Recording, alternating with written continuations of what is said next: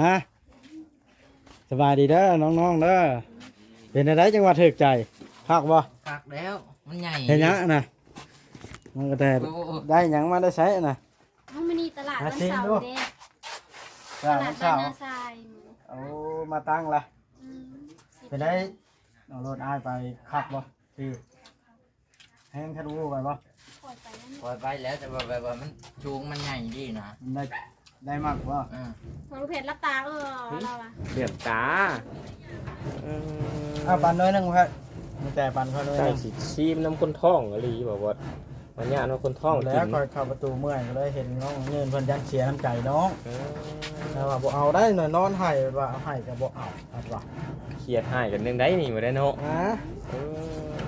ให้ยังมาชูชางกินนี่น้องแต่ แต่น้อย โอ้ได้อาหารชั้นยอดแท้ สุดยอดสุดยอดเลยนะ เอาบ่มีงูเด้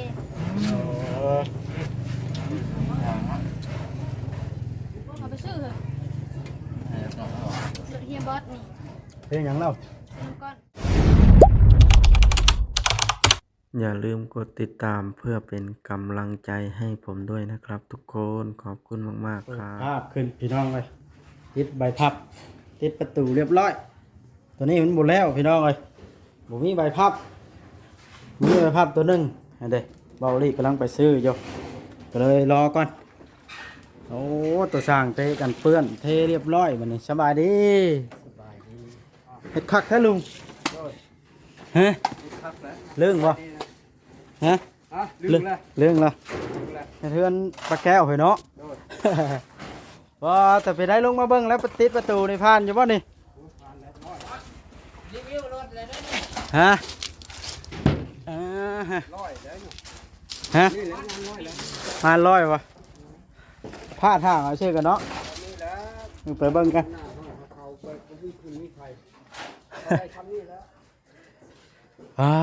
ต่อพี่น้องเลยเรียบร้อยแล้วสร้างต่อเลยถ้าใบพับก่อนแล้วก็เทศคักเนาะสร้างต่อเนาะเทศคักใครสร้างต่อเรื่องวะสบายดีเด้อมาส่งเด้อนี่เด้เป็นอะไรพอลูกแพทย์ถ้าไปพับก่อนบ่ไปสัมภาษณ์น้องแต่ เอาไปพับก่อนผมเข้าไป มองเขาจะไปสัมภาษณ์เทืองนี่ใช่นะมาแล้วไหม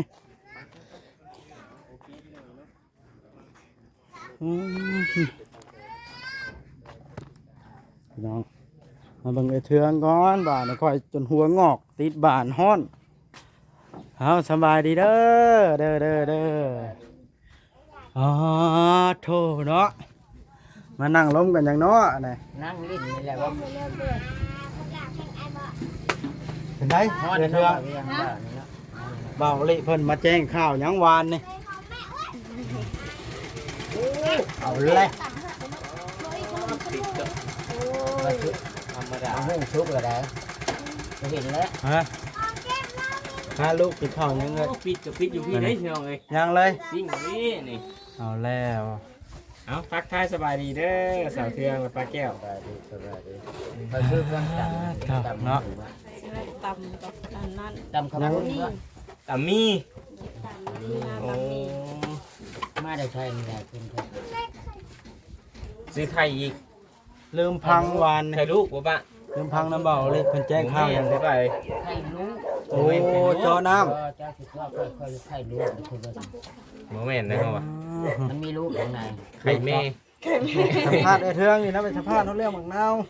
สบายเลย นะเพิ่นสัมภาษณ์เรื่องหมูน้ำ เป็นไข่เนาะ สัมภาษณ์ไอ้เทืองเลยไป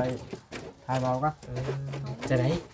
ไอ้เทืองเมาลีมาแจ้งข่าวดีบ่ โดย เพิ่นว่าแจ้งว่าจะได้ แต่เจ้าหน้าใหม่ เอ้ยดีใจบ่ ดีใจ โอ้ดีใจเนาะใจสิได้น้ำคือหมู่เนาะ โดย นี่แผนว่าสิโจ๊ะหมองไหนนี่เอ้า ส่วน โอ้ส่วนข้างนั้นเนาะ พวกมังคุดก็มังหุ่นดี เออ นั่ง พี่น้องเลยต่อดีใจน้ำสาวเทือง ก็ได้อย่างอื่นก็ได้น้ำก็พอใจ ตัวสำคัญได้นี่เนาะเอาปกติแต่เก่าเจ้าไปเอาน้ำอยู่ไส ก็อันเดียวก็ให้ลูกไปแก่น้ำประมาณมาให้ ให้ลูกไปแก่น้ำประมาณ เลย อ ไป เพื่อกัน ขอน้ำเพิ่นบ่หรือว่าซื้อจะได้ บ่ได้ซื้อนะ ขอเนาะ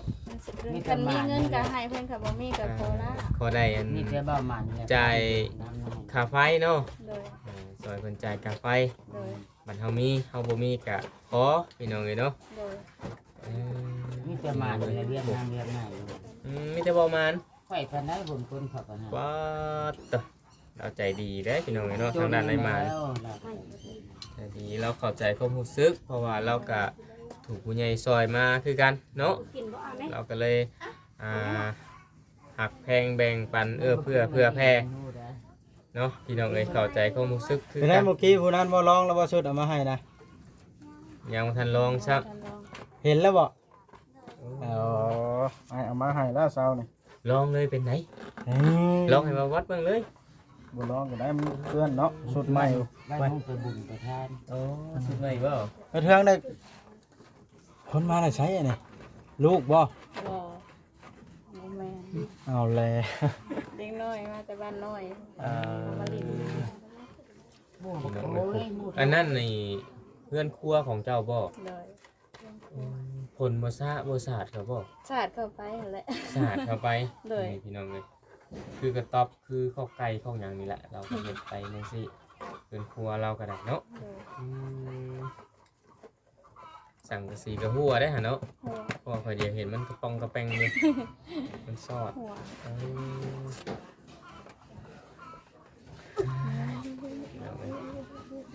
ลูกชายเพิ่นครับผม ยัง ลู บ่ ก ทันได้ไปตัดผมให้ จักคนนี่ขออนุญาตถาม ห้า นิดนึง คน 5 คน เลย แม่ลูก5พี่น้องเอ้ยเนาะ เลี้ยงผู้เดียว เลี้ยงผู้เดียวโอ้ คอยถามแล้วคอยครับคอยถามที่ปุ่นติ๊กคอยครับ ไงจ้ะวะ ป่า ดูว่าก็ถือว่าขยันได้พี่น้องเลยเนาะ เย่เย่ ขยัน ถ้าเพิ่นกินน่ะเนาะหมดตึกได้น่ะเก็บแม่ทงยางถ้าเพิ่นกินน่ะเก็บแม่ เบิ่งน้องแต่ก่อนเด้อเพิ่นได้หยังมาช่วยสร้างกิน เลยไปก็สิไปเบิ่ง ไปก่อนเด้อเด้อ เด้อสวัสดีเอ้ย นะมาเบิ่งน้องแต่เพิ่นได้สุดหยังมาช่วยสร้างกินมานี่ โอ้ถือเพราะว่ารถคันนี้เนาะถือใจนะ ฮะสบายดีเด้อน้องๆเด้อเป็นอะไรจังหวัดถึกใจคักบ่ คักแล้วมันใหญ่ เห็นหยังอะน่ะน้องกระแตได้หยังมาได้ใช้อะน่ะ เอามานี่ตลาดวันเสาร์เด้ต สร้าง ลาด เช้า บ้านนาทราย เอามาตั้งละ อืม เป็นได้เอารถอ้ายไปคักบ่ที่แห้งทะลุไปบ่ ปล่อยไปนั่น ปล่อยไปแล้วแต่ว่าแบบว่ามันชูงมันใหญ่ดีนะ ได้ได้มากบ่ พอลูกเพชรรับตาเราอะ เดือดตา เอาปันน้อยหนึงครับมีแต่ปันเขาเลย ใช่สิซีมน้ำคนท้องอะไรบอกว่าวันนี้น้ำคนท้อง แล้วคอยเข้าประตูเมื่อยก็เลยเห็นน้องเงินเพิ่นยันเสียน้ำใจน้องแล้วว่าบ่เอาได้หน่อยนอนให้ว่าเอาให้ก็บ่เอาครับว่า เครียดให้กันเรื่องใดนี่มาได้เนาะ ฮะให้ยังมาช่วยทางกินนี่น้องแป๊ะ แต่น้อย โอ้ได้อาหารชั้นยอดแท้ สุดยอดสุดยอดเลยนะ อ้าวบ่มีงูเด้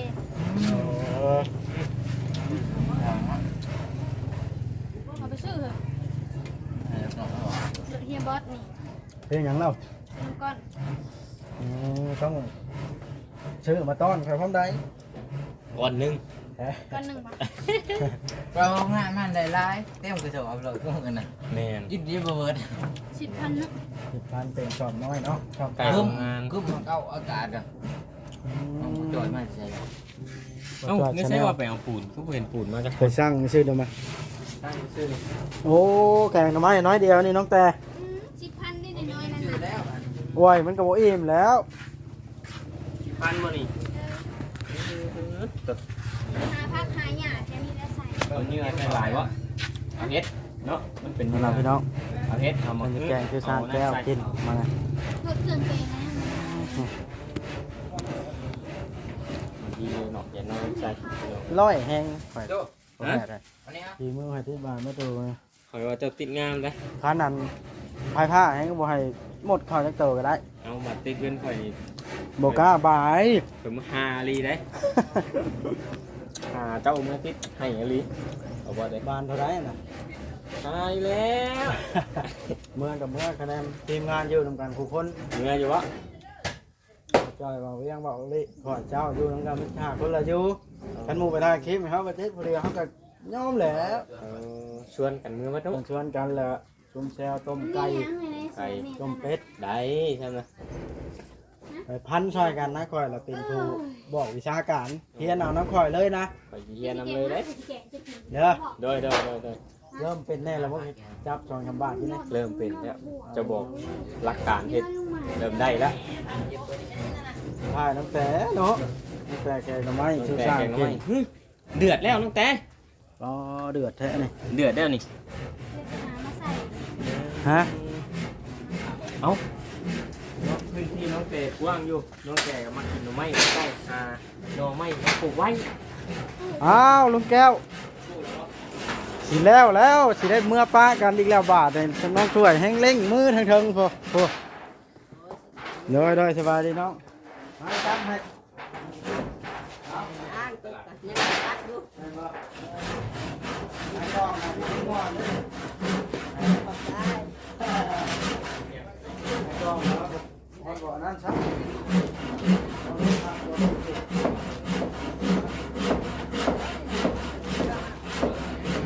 ไปเนาะ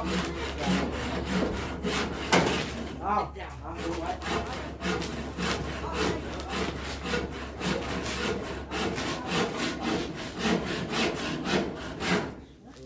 เรียบร้อย นี่ ร้อยแล้ววันนี้ มาแล้ว ใบภาพนะพ่อ ไปเรียกมาแล้ว ไปให้บ่จ้อยใช้อันเล็กฉากเลยจังติดขึ้นขั้นยืดติดได้ ยิงเรียบร้อยยังพี่ชายเนาะ มาบานความติดบานกันน้องแต่เอ้ย ต่างก่อนแก้วไปสีแล้วเดี๋ยวนี้มันแล้วพร้อมกันเนาะบ่เนาะ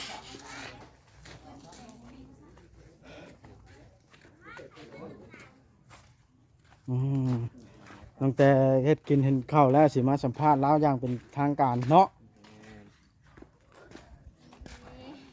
มันหยังไปเทืองเดี๋ยวนี้เห็นพ่อแพทย์ล่อว่าเดี๋ยวคือแนมยิ้มเอ้าคือมีแต่ผู้สาวดิ มาเร็ว สบายดีนะผู้สาว สบายดี สบาย ไปจังใดมาจังใดนี่ เดี๋ยวไปดีซี่กับมาลินที่แล้ว มาเล่นน้ำไอเทือง แม่น น้องใหม่บ่ น้องใหม่ น้องใหม่ เอา เอ้ย แล้วมีอาทิตย์แอนด้วยนี่เอา เอา ชื่อคือกัน ชื่อคือกันชื่อ มาเล่นคู่มือบ่เจ้าอยู่บ้านนี่บ่ ก็หาแต่มาส่งมืออยู่บ้านดูเมียน้อย เอา มือใดบ่ได้ไปเฮ็ดเวียกอะไรมานะ มาเล่นเนาะไปเฮ็ดเวียกอยู่ไสล่ะลง พี่ มา ดงมักอื้อ ขนาดขอถามเรื่องส่วนตัวได้หน่อยหน่อยเด้อ ทานได้ โสดอยู่บ่นี่ สูตร ไอ้จักเปอร์เซ็นต์ล่ะ ร้อยแล้ว เอา 100% แล้วว่านี่คือว่าในนั้นอันนี้ แม่น พอแพทย์สิได้มือบ่มานี่ เอาแล้วแม่ เอาแล้วบาดนี้เอาแล้วบาดนี้ เราหยอกพอแพทย์เนาะ เลยแบบนี้ต้อง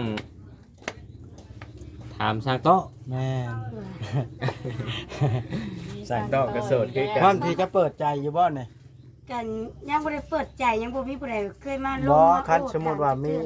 FC ทางอ้ายนี่เพิ่นเบิ่งเห็นแล้วถูกใจมักแล้วพร้อมสิให้เพชรเขาอยู่บ่ พร้อม ทางไทยก็เอาบ่ เอาเพิ่น ลาวก็เอา เอา พลังได้จ้ะ เอา เอา เอาแล้ว อเมริกา เอา เอาแสดง เศ ว่า ษขาดเศษเอา แสดงว่าโสดร้อยตัวนี่จังพร้อมหมดนี่ เว้ยเบิ่งนะเอาอะไร คันมีเมียได้เอาบ่ เมียเขาบ่ฮู้ก็เอา เอาแล้วบ่แฟนเริ่มคิดแล้วบาดนี่คิดยากแล้ว บอกว่าก็ไปทั่ว ว่าวหยอกว่าวหยอกว่าวหยอก อันนั้นหนะกงยิ้วมันก็ มีน้ มีใหม่อยู่ในกงยิ้ว ำมีน้ำก็บ่ปานใด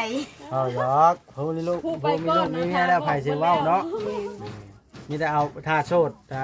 พร้อมที่จะคุยเนาะ แม่น อายุได้เท่าไรประมาณ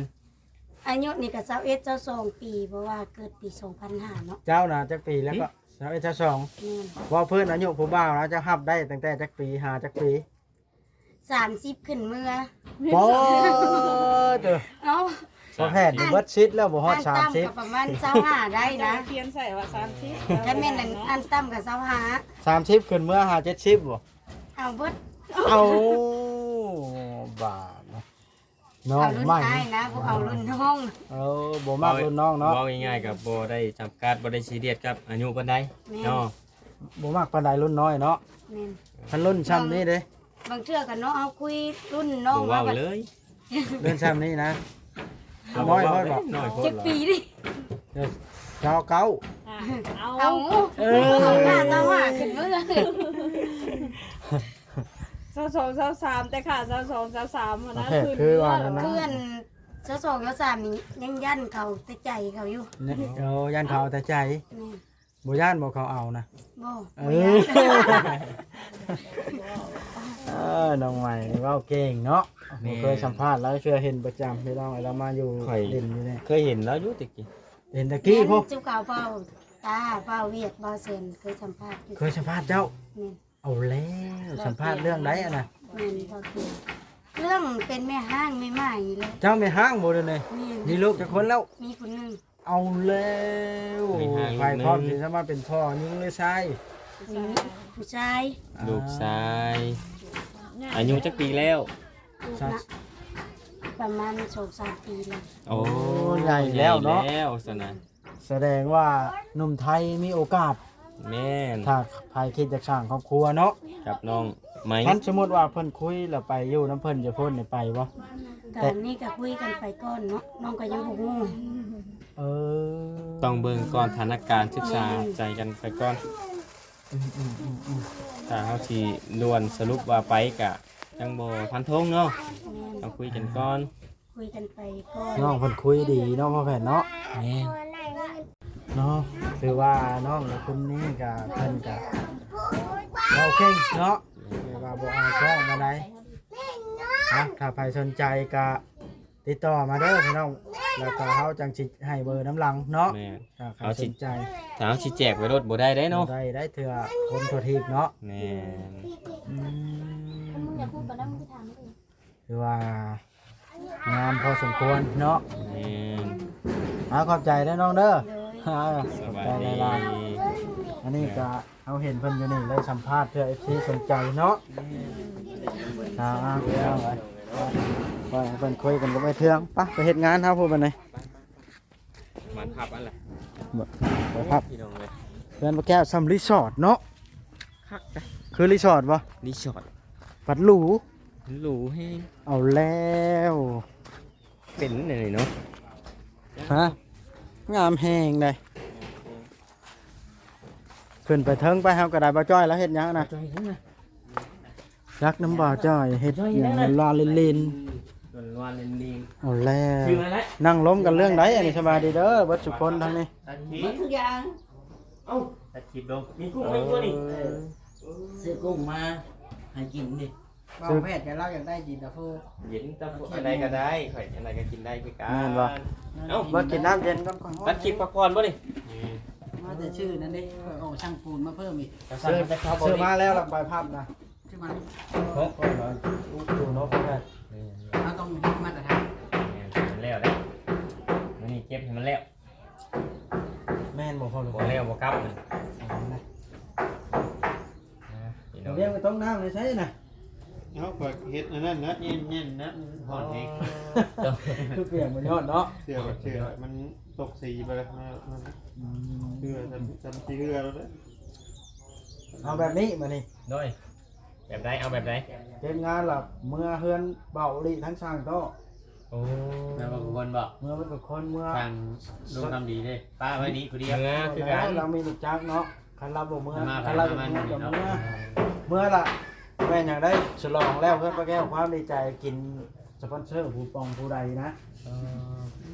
โมนี่ ตั้งพากันเว้า สิจัดให้เลย ก่อนจะใช้ข่อยบ่ได้เว้า มาบอสเนาะเบาลีบ่ได้ดีใจเพราะอะไรเนี่ย บ่ดีใจแล้วบ่แพทย์ให้เขาซื้อ เอาแล้ว ดีใจเนาะ เออ มันฉลองเพื่อนป้าแก้วดิ เพื่อนพระเจ้าต้องฉลองเพื่อนแล้ว เออ บ่อยากให้เมื่อเฮือนจะดี ตัว เนาะ ใหญ่หมูเพื่อนจักกี่ อ๋อยัง บ่จอยบีบคอครับ เจ้าได้จะให้บ่จอยเมื่ออยู่บ่ เมื่อบ่ใช่ บอกว่าได้ยังให้ก่อนมึงอะไร อันนี้ ลายันกินอิ่มร้อยแล้ว เอาคลิปนี้ก็จะจบทำนี้เด้อ เอาเลยเจ้าอีเลย สบายดี เอาสบายดีจบคือการพอแผนก็ได้พี่น้องเอ้ยเนาะ เราจะไปถ่าย